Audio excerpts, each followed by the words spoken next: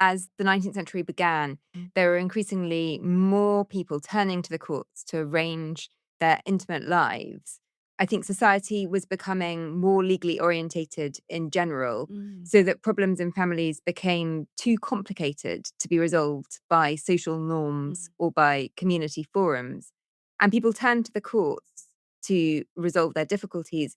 But the courts then, in turn, as things tend to do, became the problem. Welcome to the Divorce Podcast, where we explore relationships, divorce, separation, and parenting apart. This episode is part of our mini-series where we answer your questions, discuss current news and events, and share practical bite-sized tips. I'm your host, Kate Daly, a relationship counsellor, divorce specialist, and co-founder of Amicable, the online legal service for separating couples. This week, I'm delighted to be joined by Lara Feigel, author and professor at King's College, for a whistle-top history tour of family courts in England and Wales. Lara is the author of the new book, Custody, The Secret History of Mothers, one of The Economist's best books of 2026. This is a history of child custody from 1800, told through the stories of several families. Book ends with a chapter on the courts in the present day. A quick heads up before we start. This episode touches on the death of a child, domestic abuse, and homophobia, so please take care while listening. Support organisations are linked in the show notes. Welcome, Lara. Hello, thank you for having me. It's great to be here. Well, it's lovely to see you. Thank you very much for joining us. This week's episode is all about the history of the family court in England and Wales. So, Lara, why don't you start by giving us a bit of a whistle-stop tour of how the family court has developed and what some of the key changes that have happened are? Yes, so custody cases in the 18th century were extremely rare. And then as the 19th century began, there were increasingly more people turning to the courts to arrange their intimate lives. I think society was becoming more legally orientated in general, so that problems in families became too complicated to be resolved by social norms or by community forums. And people turned to the courts to resolve their difficulties. But the courts then, in turn, as things tend to do, became the problem. Law had to develop and courts became complicated and developed their own biases and dynamics. So that's the kind of large history I'm tracing. And then the kind of really interesting changes happened in the early 19th century. At the beginning of the century, children were straightforwardly seen as the property of men. Men owned their children in the same way that they owned any other possession from their houses. So you mean they were treated as chattels almost then? Yeah, absolutely. And that's partly just the legal system wasn't designed for anything more than that. The legal system was all about assigning property to one person or another. So children just had to sort of be part of that. And then there was a very gradual erosion of that principle. And my book is told through the history of six families, mainly six women who had sort of instrumental custody battles of one kind or another. And the first chapter is about a woman called Caroline Norton, who discovered that her husband owned her children way too late in her marriage. She'd always been a very emancipated woman. She sort of assumed that because she was able to write books and take her earnings and host salons with the kind of great men of the day, that things had changed and that she was, in a way, the one in the marriage who was more powerful. She was the confidant of the prime minister. When her husband lost his job, it was she who arranged with the prime minister to get him a new one. And she was very much what we'd now call the primary carer with her children as well. She was the one, she breastfed them herself, although many sort of aristocratic 19th century women didn't. She nursed them sort of diligently through every cold. In her letters, you get the kind of details that are so familiar to us now of sort of worrying about her sort of her son's lungs and trying to get him an extra soft scarf that he could wear to sleep. And then suddenly everything came crashing down around her when she had one too many arguments with her husband. He got fed up that she was in charge. He said, actually, kind of, that's the end. I'm going to sue for adultery. I think you've been having an affair with the prime minister. And he did that. And when that failed, she was found to be innocent. He just said, okay, right, I'm taking the children. And she hadn't known until then that he could do that. It was a kind of extraordinary thing that it was like absolutely the norm for everyone, but also kind of oddly unknown thing because there were so few legal cases to test it, that these men owned their children. And she did everything she could. She got everyone sort of powerful to intervene, but there was nothing she could do. Her children were taken around the country. The husband wasn't even looking after them himself. They stayed with various relatives. She would sort of turn up and beg to see them and be turned away. And then in desperation, she realized that she couldn't fight for her individual children. She had to fight to change the law. And so she then turned to MP friends and very laboriously, very slowly, sort of aware that her children, every month without them was a month that they would have changed kind of beyond recognition. She brought about what would become the Custody of Infants Act in 1839. And that act was the first piece of feminist legislation we've ever had in England. And it also began the gradual change towards children having equal access to their parents. And it allowed for women to petition for access to their children under 7 in the Court of Chancery. So a very sort of tiny first step, but nonetheless a really instrumental one, because it kind of acknowledged as a legal principle the idea that children's welfare mattered and that children needed access to their mothers. Wow. I think it's just fascinating when you tell that story. What strikes me is how those human concerns and the human kind of element of that story just hasn't changed. All the things you're listing that she was concerned about are things that we're concerned about today, aren't they? But like you say, there was no recourse at that point. The need for Absolutely. children to see Yeah. both parents, that kind of use of the children as a pawn in what was an adult argument, essentially. All of that feels very sadly familiar. It does, totally. And the sort of sense as well that people become, that in a way, the one who's more powerful in the legal process becomes a worse version of themselves because they're empowered by that process. So I don't think when you first read about her husband, he doesn't seem like a sort of terrible person. But by the point at which he's hiding his children from her, it's like the whole process of custody has sort of turned him into that kind of Yeah, he's gruesome, completely lost monstrous. his mind by that point, hasn't he? He's lost all sense Exactly. of proportion and reasonableness and a sense of what's in the children's best interests, which is, as you say, this is what the legal system sucks out of people and does. It turns you into something that you are not. Yeah, Um, and very sadly, the story ends with a tragedy. She did manage to bring about this act, but it didn't have any immediate impact for her. And in the meantime, the children were continued to be passed around between relatives. And at one point, they were left totally unsupervised, horse riding in a sort of the massive grounds of someone's estate. And her youngest son, age 7, went out and fell off his horse and ended up dying as a result of injuries that weren't tended to. Yeah. what a tragic story. I know. And researching custody over these hundreds of years, I do find way too many children dying as a result precisely of that sort of process you're describing, where some parents are so obsessed with the kind of fight between them that the children get completely forgotten about.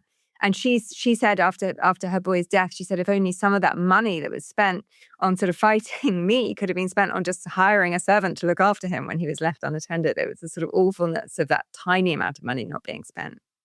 Gosh. And so where do we go from Caroline's story then? What's the next big change? Well, I think at this point, in a way, it's helpful to look around at what other countries were doing, because the kind of changes that followed in England were really led by changes that happened first particularly in France and in America. Well, that's interesting in itself, isn't it? Because we always say we have a world leading legal system in this country. But when you look at family law, we are forever following, whether that's in divorce law and only just kind of a couple of years ago getting no fault divorce and everything, because that had been, part of the Australian legal system, for example, since the early 70s. So I find it really fascinating that whilst we hold ourselves out as this great legal sort of presence, we're often following. So, yeah. So, what was happening in France? Yeah, I mean, I think that's really interesting what you say. And it's partly because our common law tradition, which is a sort of brilliantly dexterous element of our legal system that allows it to kind of adapt quickly, also in some ways holds it back because people can't just come in and sort of impose codes of the kind that change things. It's much harder to get that legislative change. So I think what was happening in both France and America was that they'd had revolutions and that these had brought in an idea of rights. And so that those kind of ideas of rights immediately undercut this sense of ownership. People are no longer possessions. Children come with rights of their own. And so in France, in both revolutionary law and Napoleonic law, there's a kind of massive code book that from right at the start of the 19th century, from sort of 1804, it's kind of written in there that in the case of a legal separation, so from right at the start of the 19th century, although men do basically own their children within a marriage, as soon as it comes to a legal separation, custody arrangements are to be made based on, and this is the phrase used, the interest of the child. So that's incredibly... So this is the first time when we've got the interest of the child coming in then, yeah. Exactly, yeah. Really sort of way ahead of when you might think it, like this was totally unheard of in Britain. The idea that you would have a legal statute imposing the interest of the child right at the turn of the 19th century. And my sort of big case study for France is a woman called George Sand, a sort of massively successful 19th century novelist who interestingly had a custody case the very same year as Caroline Norton's in 1836. And where Caroline Norton lost, despite being in many ways a very exemplary figure who was found not to have committed adultery, George Sand, who was known to have committed adultery and who had indeed written a series of extremely popular novels about adultery, managed to win her custody case because of this difference in, How very in French. law. Yeah. Yeah. Yeah. And indeed, the sort of brilliant bit of her court process was when her husband produced a sort of letter in which she was admitting to adultery. And rather than kind of hiding it, her lawyer read the entire letter out to the courtroom because he thought her brilliance as a writer would sort of convince the jury of her sort of sensitivity as a mother, which it did. So you get that happening in France. And then America, in a way, is even more surprising because America was meant to have common law. It was meant to sort of follow English common law. But what was happening was that increasingly American judges were just discarding common law, saying, well, actually, we are no longer bound to England. We are going to form our own legal traditions. And again, what came in there was a sense of the children's interests. And so in America, it's done not through statute, but through case law. And so in 1843, you get a judge in Tennessee who discards common law with what he calls its stern and ironbound principles and insists that men and women were created by the same God and therefore have equal rights. And he gives a mother custody of 2 young children on the grounds that in all cases, the interest and welfare of the child is the great leading object to be attained. And that was a judgment that then would be quoted over and over again that really kind of allowed judges for the rest of the 19th century to give custody of children to mothers where they felt that the mothers had been the main carers of these children's lives. Oh, so interesting, isn't it?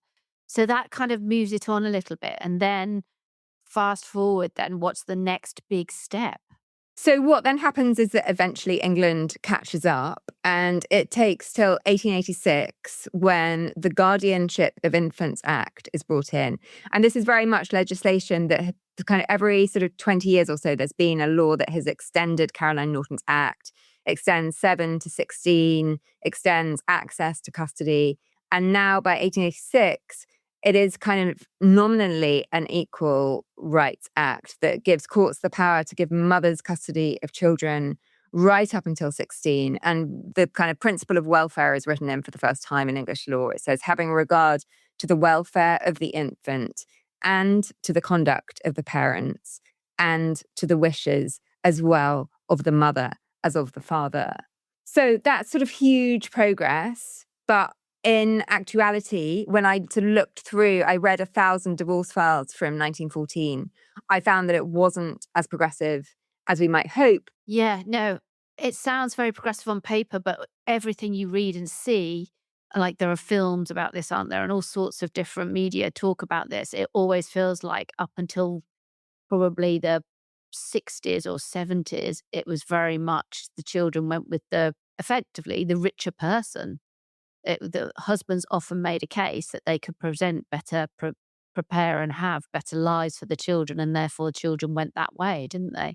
Absolutely, yeah. How much you spent on legal costs as today sort of made a big difference. And also, I think that sort of middle clause, the conduct of the parents was crucial because the male conduct and the female conduct were judged according to totally different standards. So an adulterous father could absolutely get custody. It was seen as a sort of normal part of the male character. But an adulterous mother, even if she was only adulterous because she'd been abandoned and had to find a man to support her, would lose custody if it was tried in court. And also, adultery wasn't a ground on which a woman could divorce a man for most of the 19th century and earlier 20th century. When did that law change as well? So we've got a lot of different laws going on, haven't we, that absolutely put women at a huge disadvantage when it comes to being able to argue a custody case. So bring us up to date then. What happened in the latter part of the 20th century? So the kind of next big change is that in 1925, men and women were given equal guardianship of their children. And so that then in theory meant that they had a sort of level field on which to fight for custody. And it's still a problem that the kind of landmark judgments judge women more harshly than men. And this is still I think, the really pernicious ideal of kind of what a good mother is. So there's a kind of classic judgment in 1962 by Lord Denning, the Chancellor at the time, that says that even though this woman was a good mother, she can't have custody of her children because to be a good mother is also to be a good wife. And I feel like that sort of doesn't Oh my God, apply in the opposite direction. Exactly. Yeah. So I think what then has to change sort of decade after decade, laboriously often through case law, is to kind of challenge this idea of what a good mother is and to say that a woman can fall out of love with her husband without it, meaning that she doesn't have She's the a ability. harlot, yeah, and is completely incapable of looking after her children. Shock horror, Exactly. yes. Oh my And so goodness. and it's kind of in each era, it's the kind of social norms that need to change. So eventually adulterous mothers do get custody. But then what happens next is that lesbian mothers lose custody in the 70s and 80s and even up into the 90s. There are mothers who've left a heterosexual marriage who have then become involved in a lesbian relationship and where they lose custody. And often these judges are saying, it's not that she's not a good mother to her child, but it's that the welfare of the child, and the welfare of the child can be a very slippery principle, that for the welfare of this child, we don't want them to be stigmatized at school. We don't want them to be teased because they've got a lesbian mother. And that it's until society catches up, we better just put them with their father where they can have a normal life. Quite normal, yeah. Oh my goodness, it's amazing, isn't it? Yeah. And I think the question is really interesting of like, should the law lead society or should it respond to it? Because basically these judges are saying, I'm not myself homophobic. It's just like my hands are tied because society is behind my own views. So should the judges be saying, no, my role is to tell society that this is fine or not? And I think it's not a straightforward question in a way because English law just isn't based on an idea that judges are social pioneers. Yeah, no, I shouldn't laugh like that, should I? But yeah, you're right. And it's so interesting because I was just reading something on LinkedIn just before we came on as well. And that was saying that they'd done a study and looked at how women versus men were judged in family cases. And they'd looked at over 2,000 transcripts, and women are still being judged very harshly as mothers, much more harshly than men are in custody cases. So I mean, we should bring it properly up to date. We don't have custody under the law in England and Wales anymore. We have parental rights and responsibilities. So there isn't such a thing as custody. But that's just, it's such an interesting question. You're right. Should the law be leading social policy? Or is there a point to that, which is that stigma will impact on a child's life? It's just, yeah, it's a thorny one. And what And I about think what it reveals in part is just that judges aren't necessarily the right people. Now that we sort of ended up, as in a way we were always going to, in a situation where it's not primarily a legal question. It's really about the sort of intricacy of children's lives and their sort of day to day, what it's like to wake up as this child in that house in the care of these two people. Like, why do we expect judges to know the best solution? It's kind of they're trained in a totally different field and suddenly they have to become sort of social workers. But also, I don't think they can, because where does that end? Okay, so that's a point on sexual orientation, but why not political views? What if you've got really fringe political views and they're known? Or what about famous people and everyone knows what your mum and dad does? And if your mum and dad have views that they make public on social media, that could make you a target of bullying just as the same. So I can't see how we can say a judge can make that decision about what's in the best interest of a child based on those sorts of characteristics. Some are protected characteristics as well. So how does that not fall foul of equality legislation? I think we go down a really rocky road, I think, if we go down that angle. I think judges should be above that and should lead a moral conversation, because that's part of being a society, is having a legal system that's fit for purpose. I think it's weak to stand behind it, personally. I think it's also the kind of need for judges to have a sort of holistic sense of the family. And I think one of the problems with the legal cases I've seen now is that there's a sense that the welfare of the child is sort of so important that it doesn't matter if the parents fall apart. And that often, indeed, these legal cases can feel driven to sort of make the parents fall apart. And somehow that there's kind of the sort of requirements of the judge are both too much and too little in that respect, that they're sort of expected to arbitrate on the whole of the sort of morality of the social world, but they're also not expected to look at all the people involved and try and to come up with a holistic solution. Yeah. When did the voice of the child come into all of this then, Lara? So I think gradually, I mean, by the time of that 1925 Act, there was a sense that children's welfare was instrumental to this process. By the 1960s, some people called welfare officers, who were the kind of forerunners of Kafka's officers, were often interviewing children in complicated custody cases. And so then it sort of gradually got to the point we're at today, where children in about 50% of cases are interviewed at some stage in the process. Either they're made sort of actual kind of wards of court through being appointed a guardian, or they're just interviewed as part of a sort of Section 7 report by a Kafka's officer. Or in the new Pathfinder courts, children are interviewed by social workers before they even come into court. And I think broadly we're all agreed that it's great that children's voices are heard. I think there's a real danger that it can be even worse for children when they're interviewed again and again, and even given their own legal representation, and still they don't get what they're asking for, particularly when they're teenagers. So I think we need to be really careful in a way in sort of what we promise children when we do hear from them, and in sort of assessing what it means to hear from children and how much weight we're giving their views and how trustworthy we see their wishes and feelings as. Yeah, no, it's really interesting and really fascinating.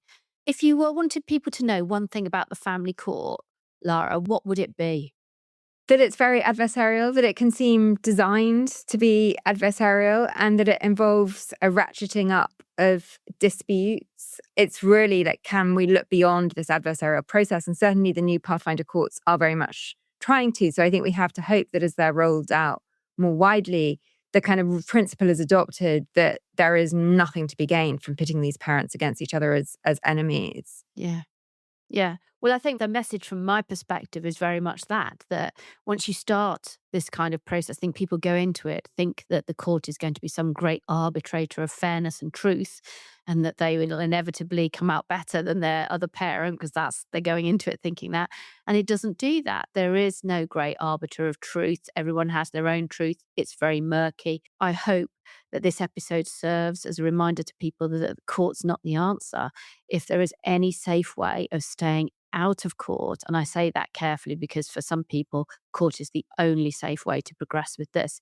But if there is any safe way of staying out of court, it's like playing Russian roulette. Don't go there. It's not what you think it's going to be. It isn't going to serve you justice in the way you think it's going to.